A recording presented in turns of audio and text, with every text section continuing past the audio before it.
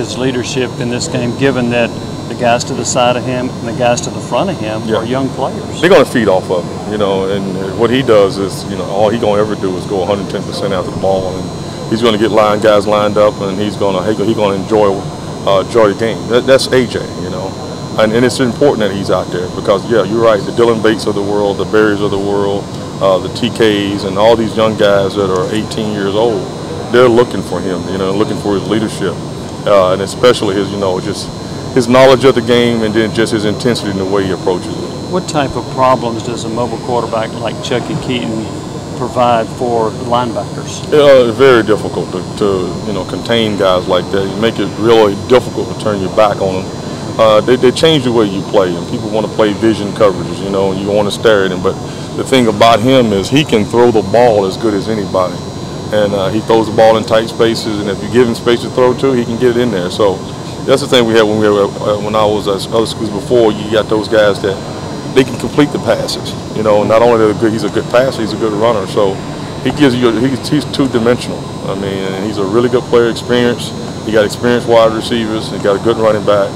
So they got a really good football team, and he's the guy that makes them all tick. Because of his mobility and escapability, does it make it harder to be aggressive against him? It does. You know, you got to be careful on how you rush him. You know, you just can't rush out of control. You got to stay above him, and then guys got to wrap up and got to game tackle and continue to pursue the ball.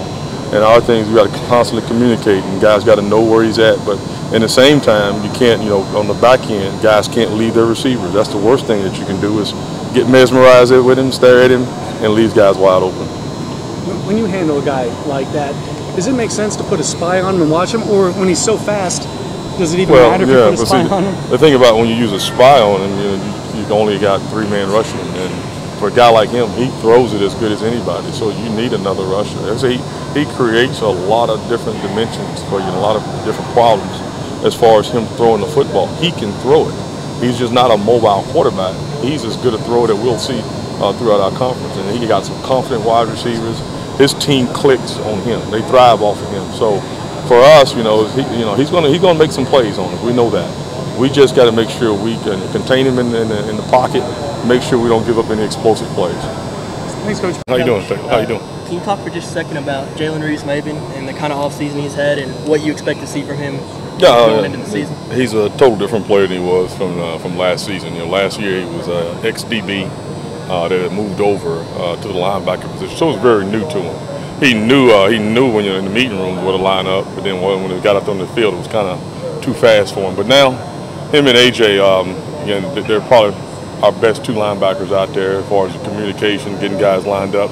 Just a total different player. He's changed his body. He was 190 something. I had him last year, and he's up to about 225 now. So he's starting to look like a linebacker and starting to play well with his hands, getting off his blocks, and he's a really good communicator.